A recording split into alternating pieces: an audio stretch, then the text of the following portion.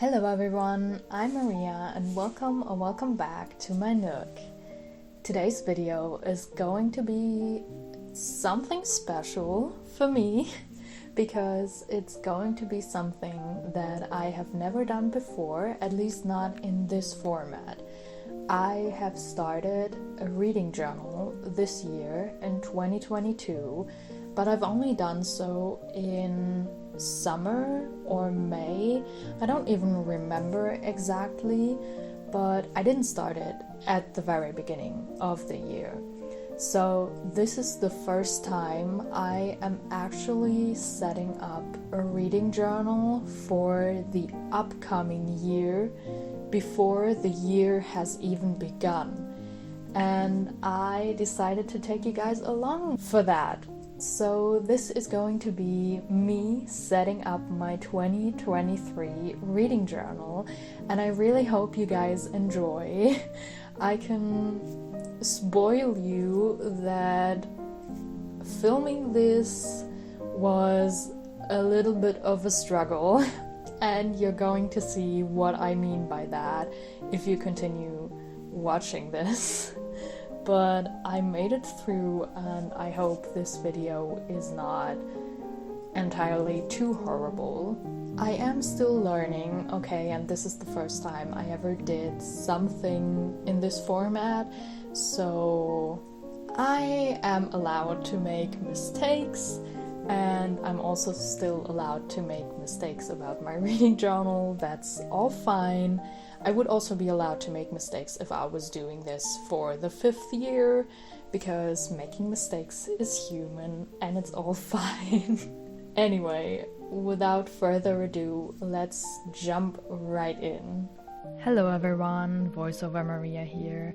First of all, I would like to mention that I am using a journal from Dingbats or Dingbats. I'm not actually sure how to pronounce their name. I chose the yellow creamy colored wolf one in size A5 with dot grid paper. I think I talked about it more in depth in the video where I started my reading journal. On the very first page, I decided to do a little quote on the left-hand side and to write the number of the year on the right-hand side. First, I chose a patterned paper, and I have these kind of stacks. I don't know what to call them actually. I just found them at a shop, and they had so many different kinds with so many different kinds of patterned papers. They're so pretty. I would love to use them for way more different things. Also, sorry by the way for me sticking my head into the frame a lot of times. I did not realize that, so thumbs up to past me for doing that, I guess. The quote I decided to use was, "Between the pages of a book is a lovely place to be," and I feel like it's just a very nice quote in general, and it's also a very fitting quote for a reader and for a reading journal, so that's what I chose. I tried to stick the papers in a little irregular pattern, kind of.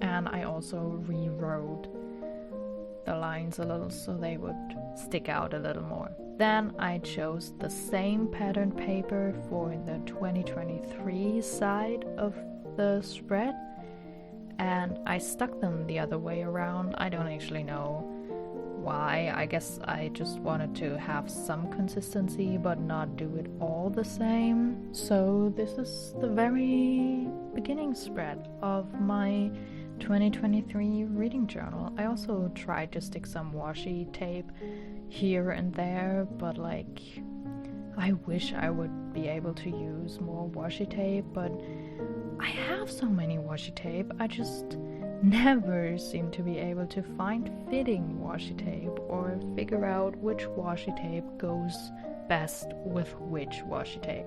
It's a real struggle, okay? And it's also a struggle to stick washi tape in a straight way on paper.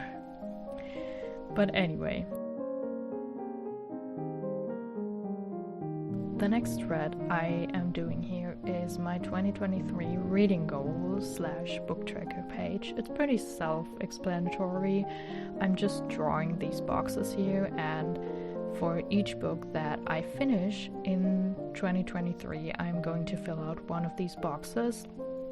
I drew 42 boxes for now. I mean, the page is much bigger. I can draw way more boxes, but 42 is not actually my goal for next year. My goal for next year will probably be like 24 books, because that would be 2 books per month at least.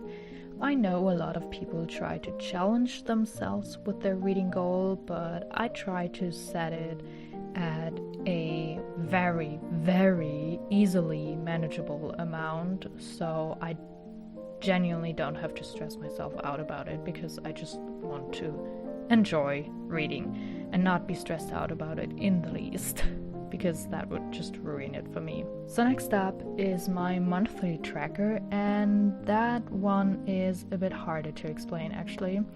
I'm drawing this square right now, and at the top I'm putting numbers from 1 to 10, which are going to be the books that I read per month.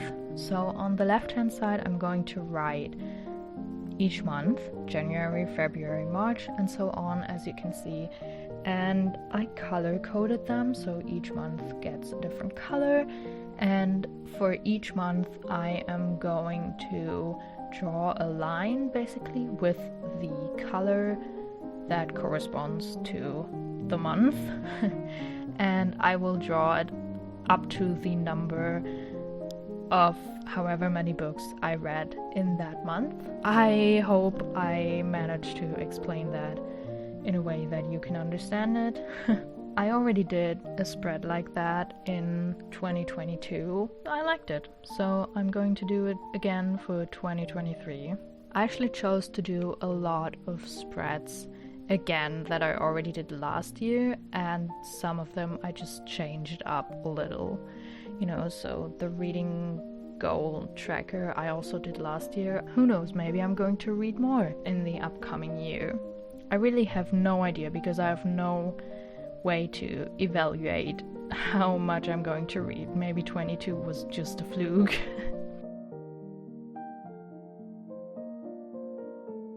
The next spread I'm doing right now is my 2023 releases spread, and the whole time while I was doing this spread I felt like there was something wrong with the heading, and don't worry, I figured it out, and I have also gone back and fixed it. But this spread is also pretty self-explanatory. I'm just going to write out all the new releases that I will be looking forward to within 2023, and I am going to color code them by month, the same way I did on the monthly tracker page, simply because last year I did this in a way that I had a square for each month, but it ended up being kind of a waste of space, because I had so many squares that were entirely empty, and then I had squares that were just so filled up that I couldn't write down every book that I had been looking forward to. So I wanted to do it differently this time around, so I wouldn't waste space.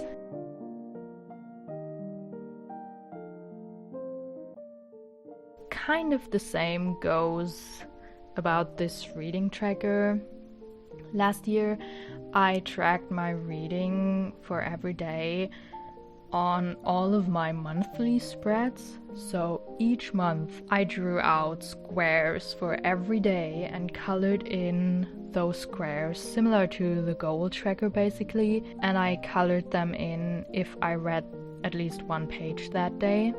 But for 2023 I want to make that less space consuming and also less time consuming, and I want to make sure that it's easier for me to keep going with it, and then it's easier for me to sit down and fill it out, because this was easy to just draw it for the entire year, and now I just have to color out the little squares for every day that I read. I wrote all the months at the top and then all the numbers of the days on the left side, and I'll probably color code it as well, so every month will get a different color so that every column from top to bottom will have a different color in the end.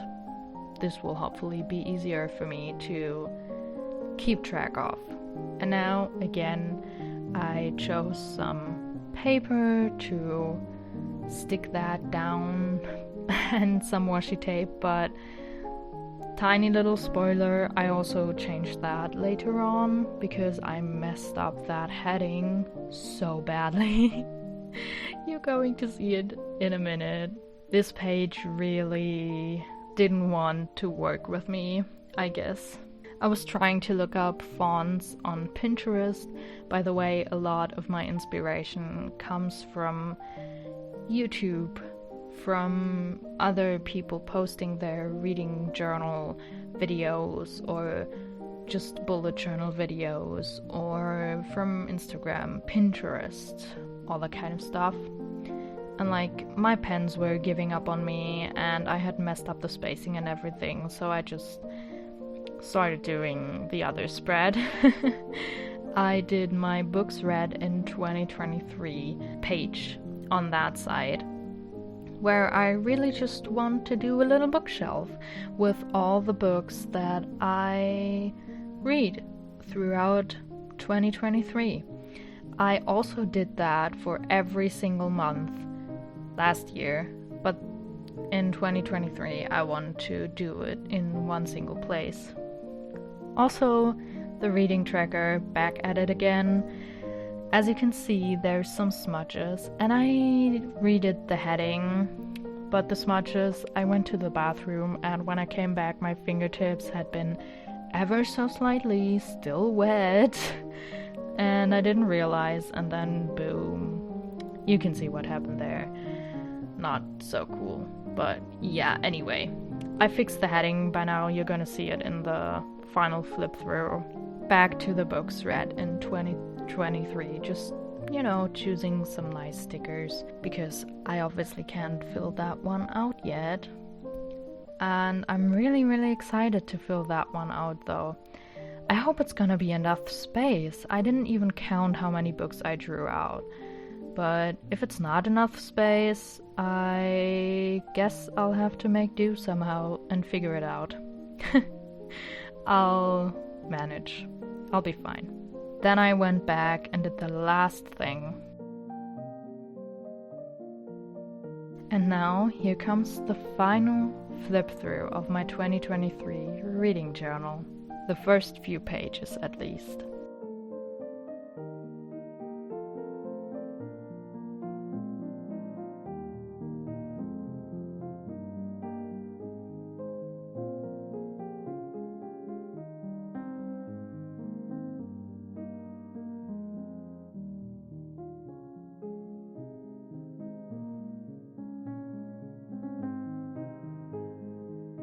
And with that, I will let you go back to Maria in front of the camera. Alright everybody, that was me setting up my 2023 reading journal. I hope you guys enjoyed, and I really, really hope that I'm going to have an easier time filling out and keeping up with my reading journal next year. If you did like this video, give it a thumbs up and maybe comment down below if you are doing a reading journal, and if maybe this is your first one or if you've done one before, and maybe let me know what kind of spreads you're doing for 2023. I would love to know.